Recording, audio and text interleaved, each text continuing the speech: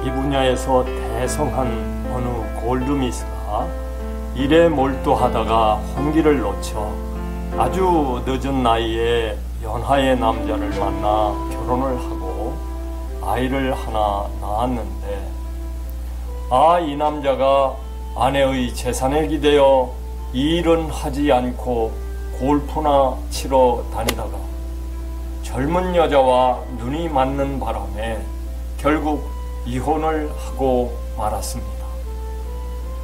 그런데 이 여성분이 마음고생을 하다가 설상가상으로 말기암 진단을 받았습니다.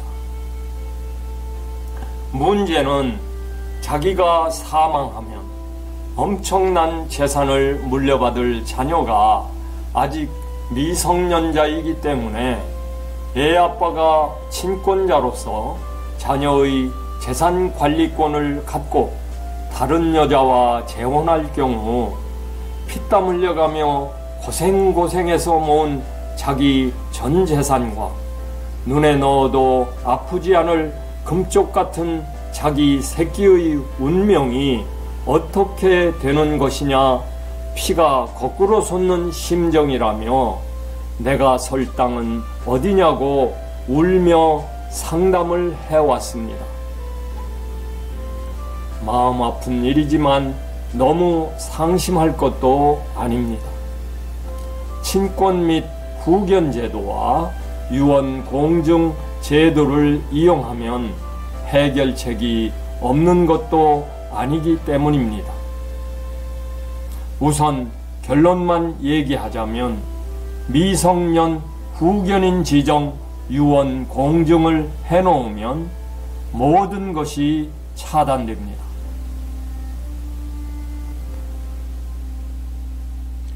연간 100건 이상의 유언 공증과 후견 공증을 전문적으로 하고 있는 유언 공증 전문 변호사로서 그럼 이제부터 찬찬히 설명을 한번 해보겠습니다. 만 19세가 안 된 만 18년 12개월 미만의 미성년자가 있는 경우 법에 의하면 그의 부모가 미성년자인 자녀의 친권자가 됩니다. 친권이란 부모권으로서 미성년자인 자녀에 대해 부모가 가지는 법정 대리인으로서의 신분상, 재산상의 권리와 의무를 말합니다.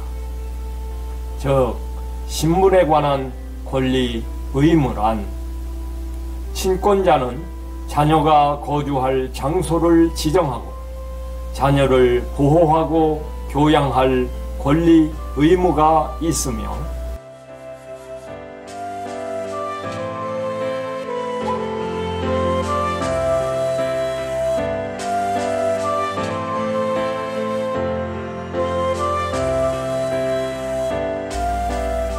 또한 미성년자인 자녀가 혼전에 미혼모, 미혼부가 된 경우 미성년 자녀를 대신하여 그 어린애, 말하자면 손자녀에 대한 친권을 행사하게 되어 있습니다.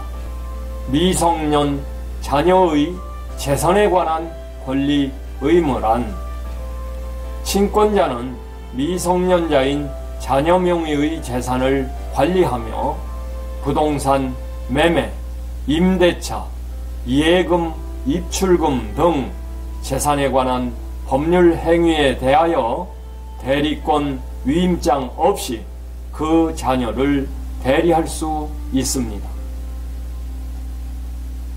친권은 부모가 혼인 중인 때에는 부모가 공동으로 친권을 행사해야 하는데, 만일 부모의 의견이 끝내 일치하지 아니하는 경우에는 좀 특이한 얘기지만 가정법원에 재판을 걸어 정해달라고 할 수 있습니다.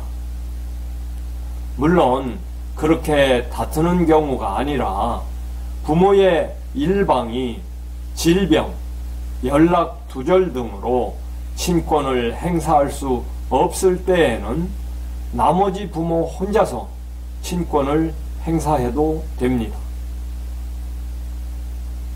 그런데 부모가 이혼하는 경우에는 자녀에 대한 친권을 누가 갖게 되나요?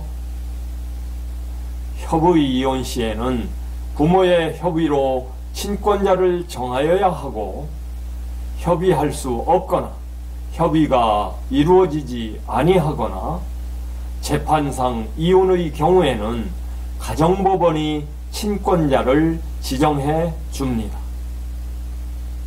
다만 부모가 합의해서 친권자를 정했더라도 부모의 협의가 자녀의 복리에 반하는 경우에는 가정법원이 보정을 명하거나 직권으로 친권자를 정하게 됩니다. 친권자가 지정된 후에도 자녀의 복리를 위하여 필요하다고 인정되는 경우에는 가정법원은 기존에 정해진 친권자를 다른 일방으로 변경할 수 있습니다. 그런데 그렇게 단독 친권자로 정하여진 한부모가 사망하는 경우에는 어떻게 될까요? 친권자 사망 사실을 안 날부터 1개월, 사망한 날부터 6개월 내에 자녀의 부모 중에서 살아있는 친부모나 미성년자 본인, 미성년자의 친족이 가정법원에 아이의 살아있는 나머지 아빠나 엄마를 친권자로 지정할 것을 청구할 수 있습니다. 위 기간 내에 친권자 지정에 대한 청구가 없을 때에는 가정법원이 친부모가 아닌 제3자를 미성년 후견인으로 선임할 수 있습니다.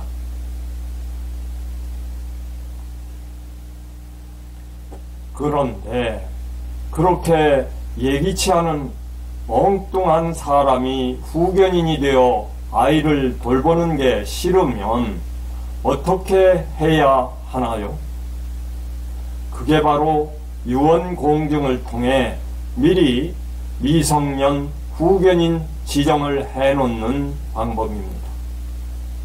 즉, 한부모 친권자가 암에 걸렸다든지 교통사고로 돌연사할 경우를 대비해서 미리 유언으로 미성년 후견인을 한 명 지정해 놓는 것입니다. 그러면 아이의 친권자가 사망하자마자 1개월 이내에 유언 집행자 겸 미성년 후견인으로서 공증실에서 작성해준 유언 공정증서를 가지고 자신의 주소지나 현재지의 구청에 찾아가 미성년 후견 개시 신고서를 제출하고 미성년 후견을 개시할 수 있습니다. 미성년 후견이 개시되면 미성년 후견인은 선량한 관리자의 주의 의무를 가지고 미성년자의 신분 및 재산에 관하여 포괄적인 후견 사무를 처리하게 됩니다.